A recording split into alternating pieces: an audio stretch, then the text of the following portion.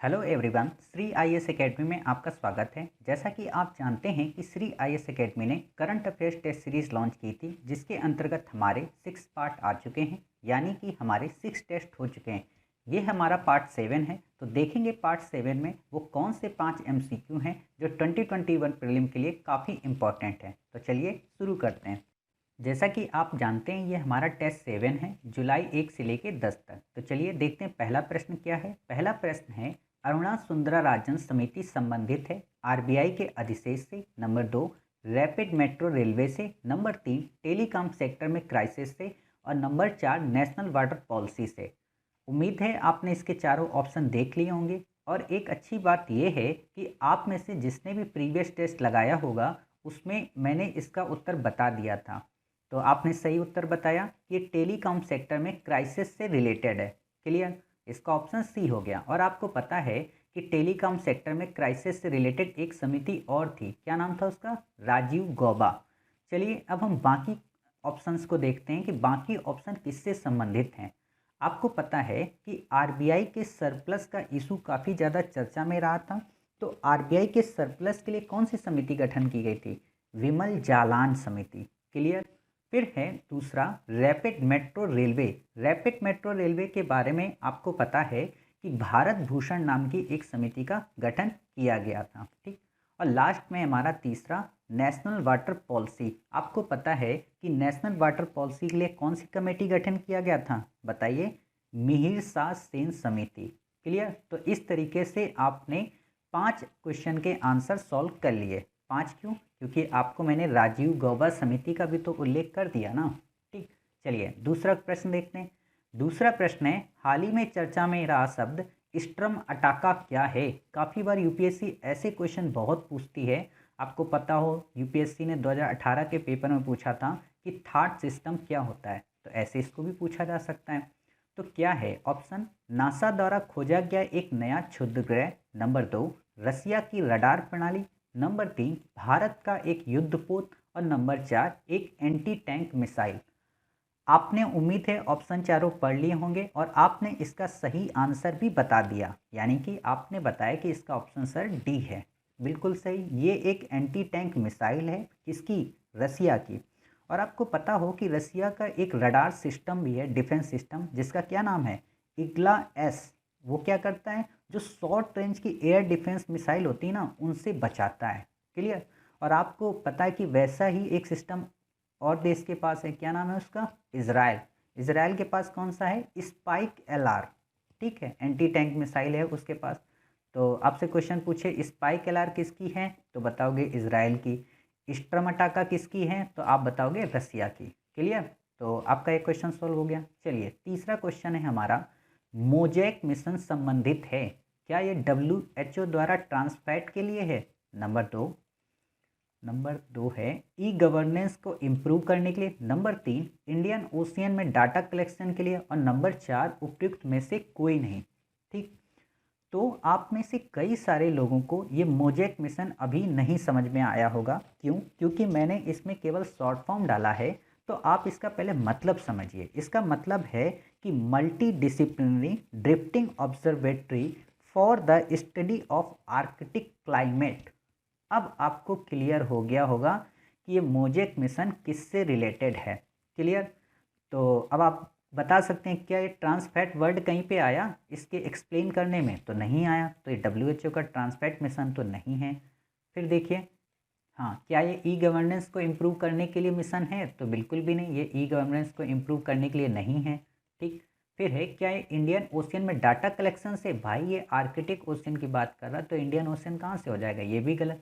यानी कि इसका ऑप्शन क्या होगा? डी, उपयुक्त में से कोई नहीं।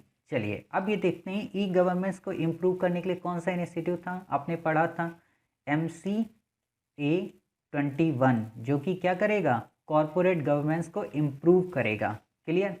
फिर आपको पता हो कि ये जो WHO द्वारा एक ट्रांसफैट को कम करने के लिए मिशन चलाया जा रहा, तो आपको पता है इंडिया में तो एक चल रहा है ईट राइट इंडिया मूवमेंट, और WHO कौन सा चला रहा है? Replace initiative.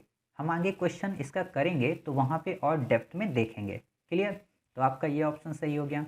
चलिए अब हमारा चौथा क्वेश्चन है ट्राइबल से रिलेटेड, और स्टेट, कई बार यूपीएससी क्या करता है, आपको मैचिंग करने के लिए ऐसे क्वेश्चन दे देता है। तो आपको पता हो क्या जो कुई जनजाति है वो उड़ीसा की है, नंबर 2। क्या लिम्बू जो जनजाति है वो सिक्किम की है, नंबर 3। क्या कार्बी जो जनजाति है वो असम की है, और नंबर 4 क्या बोंडा जो जनजाति है वो उड़ीसा की है। उम्मीद है आपने इन चारों ऑप्शन को ध्यान से पढ़ा होगा और आपसे पूछा है कि उपयुक्त में से सही बताइए। कहने को ना इसमें कोई ज़्यादा फंसाने वाली ट्रिक नहीं है। सही का मतलब क्या है, सुमेलित। ये जो सुमेलित है ना, ये सही सुमेलित हैं क्या। तो आपने देख लिया, कोई क्या उड़ीसा की है, लिम्बू सिक्किम की है, कार्बी असम की है और बोंडा उड़ीसा की। ऑप्शन है 1 2 3, ऑप्शन 1 2 3 4, ऑप्शन 1 3 और ऑप्शन 2 3 केवल। क्लियर। तो अब आप बताइए, आपको पता है जो क्वी ट्राइब है वो तो उड़ीसा की है, बिल्कुल सही। लिम्बू आपको पता है ये भी सिक्किम की है। तीसरा कार्बी, ये भी आपको पता है कार्बी एंगलोंग पहाड़ियाँ ही हैं असम में, ठीक। और चौथा है बोंडा, ये भी उड़ीसा की ही है। क्लियर। तो इस तरीके से आपका ऑप्शन क्या हो गया, बी, यानी कि ये सारे के सारे सही सुमेलित हैं। क्लियर। चलिए, अब हमारा मोस्ट इम्पॉर्टेंट जो बॉडी है, काफ़ी इम्पॉर्टेंट, यूपीएससी आपसे इस पर क्वेश्चन पूछ सकती है, तो इसे काफ़ी ध्यान से पढ़ना है, ठीक है, क्योंकि इस पे क्वेश्चन आ सकता है। तो देखते हैं क्वेश्चन क्या है।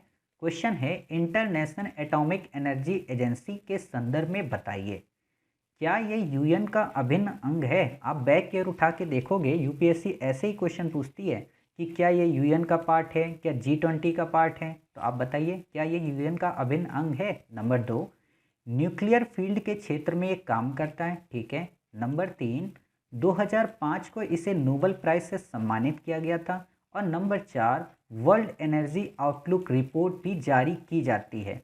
और आपसे क्या पूछा है कि उपयुक्त में से असत्य कथन बताइए, सत्य मत बताइए। 1 4, 2 3, 2 4 और 1 3। क्लियर। चलिए देखते हैं। आपने ऑप्शन देखा, क्या international atomic energy agency UN का पार्ट है। आपने कभी ऐसा सुना है कि जो इंटरनेशनल एनर्जी एजेंसी वो यूएन का पार्ट है। तो बिल्कुल भी नहीं, ये यूएन का पार्ट नहीं है। क्यों, क्योंकि यह एक इंटर गवर्नमेंटल फोरम है। क्लियर। दूसरा है, क्या यह न्यूक्लियर फील्ड के क्षेत्र में काम करता है, बताइए। तो बिल्कुल सही बात है, ये न्यूक्लियर से रिलेटेड काम ही करता है, ठीक। तो ये आपका सही हो गया। फिर आपसे क्या पूछा है क्वेश्चन कि 2005 को क्या इसे नोबेल प्राइज़ मिला था। तो आपको पता है कि हाँ भाई साहब, इसको 2005 में नोबेल प्राइज़ मिला था। फिर आपसे क्वेश्चन पूछ रहा है, क्या वर्ल्ड एनर्जी आउटलुक रिपोर्ट इसके द्वारा जारी की जाती है। अब आप इसमें थोड़ी देर सोचेंगे, क्यों, क्या वर्ल्ड एनर्जी आउटलुक रिपोर्ट इसी के द्वारा जारी की जाती है, बताइए जल्दी। नहीं पता ना, तो आपको पता हो ये ऑप्शन आपका गलत हो गया। क्यों, क्योंकि मैंने अभी आपको कल के टेस्ट में ही पढ़ाया था कि वर्ल्ड एनर्जी आउटलुक रिपोर्ट कौन जारी करता है, इंटरनेशनल एनर्जी एजेंसी। क्लियर। तो आपका चौथा गलत हो गया। तो पूछ क्या रहा है, गलत ही पूछ रहा है। तो चौथा इसमें देखते हैं कौन सा इन दो में है। तो यानी कि ये दो तो नहीं होंगे, पहले हम कट कर देते हैं। अब हमारे पास ए और सी ऑप्शन बच रहे हैं, ठीक। फिर आपसे क्या पूछा, दूसरा ऑप्शन देखिए आप। दूसरा तो ठीक है कि हाँ न्यूक्लियर फील्ड के क्षेत्र में काम करता है, तो ये सही है, और पहला गलत है। तो हमारा क्या हो गया, पहला और चौथा, यानी कि ए ऑप्शन हमारा इसका सही हुआ। क्लियर। तो देख लेते हैं आपने कितने आंसर सही किए हैं। तो आपने क्या किया था, पहले का आपने आंसर क्या किया था, बताइए। आपने लिखा था सी। दूसरे का आपने ऑप्शन क्या किया था, डी। तीसरे का आपने ऑप्शन क्या किया था, डी। और चौथे का आपने क्या किया था, बी। और पांचवें का आपने क्या किया, ए। उम्मीद है आपको ये 5 क्वेश्चन अच्छे लगे होंगे। मिलते हैं नेक्स्ट वीडियो के साथ में, तब तक अपना ख्याल रखिए और स्वस्थ रहिए।